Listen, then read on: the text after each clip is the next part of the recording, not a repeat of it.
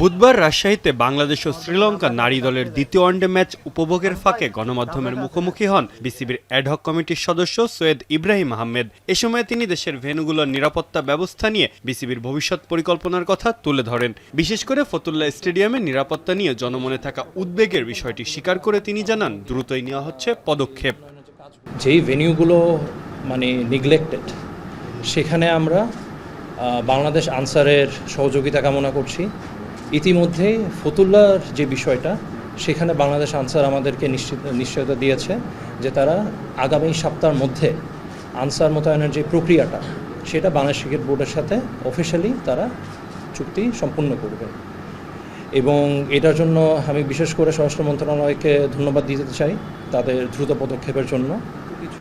মাঠের নিরাপত্তার পাশাপাশি সাবেক নারী ক্রিকেটারদের কল্যাণে নতুন একটি পাইলট প্রকল্প হাতে নিয়েছে বিসিবি। এই প্রকল্পের অধীনে সাবেক নারী ক্রিকেটারদের বিভিন্ন ভেন্যুতে সিকিউরিটি লিয়াজো অফিসার বা এসএলও হিসেবেও নিয়োগ দেওয়া হচ্ছে বলে জানান তিনি।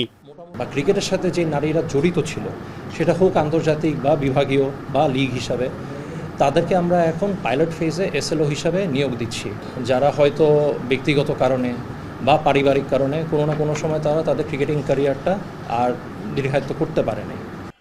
এছাড়া স্বল্প সময়ের জন্য বিসিবির দায়িত্ব নিলেও বিপিএল এর মতো ফ্র্যাঞ্চাইজি টুর্নামেন্টের ভেন্যু হিসাবে রাজশাহীকে বিবেচনা করা যায় কিনা সেটিও খতিয়ে দেখতে হবে বলে মন্তব্য করেছেন তিনি।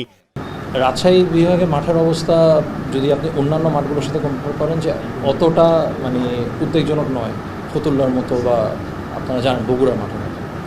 তো সেই হিসাবে আমরা একটা চেষ্টা থাকবে, চালিয়ে যাব।